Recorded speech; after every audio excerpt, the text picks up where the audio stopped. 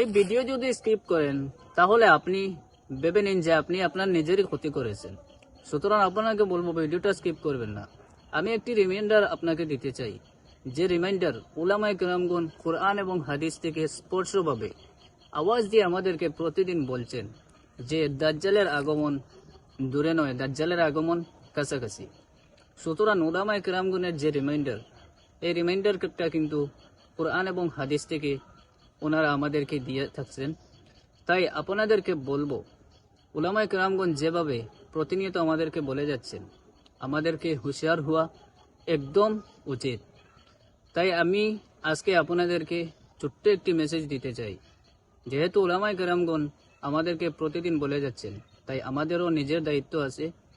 আমি একজন সামান্যতম মানুষ, উলামায়ে কেরামগণদের মুখ থেকে যেগুলো শুনি এবং সেগুলো বিস্তারিতভাবে আপনাদের কাছে উপস্থাপন করি। তাই অনুরোধ করব, আসুন দাজ্জালের ফিতনা থেকে আমরা বাঁচার জন্য চেষ্টা করি, আল্লাহ পাকের কাছে সাহায্য চাই এবং প্রতিদিন একটি আমল আমাদেরকে করতেই হবে।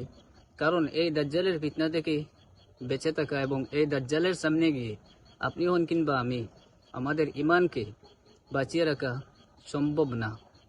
তাই আল্লাহ পাকের সাহায্য ছাড়া আমরা কখনো তার সামনে জয়ী হতে পারবো না।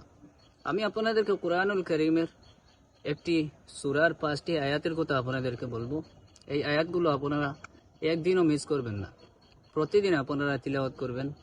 কুরআনুল কারীমের 15 নম্বর পারার 2 নম্বর সূরা, সূরাতুল কাহফ।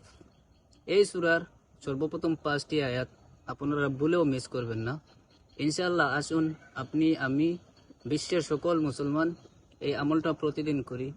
কারণ পৃথিবীর যে পরিস্থিতি, এই পরিস্থিতি বোঝাচ্ছে যে দাজ্জালের আগমনটা বেশি দূরে না।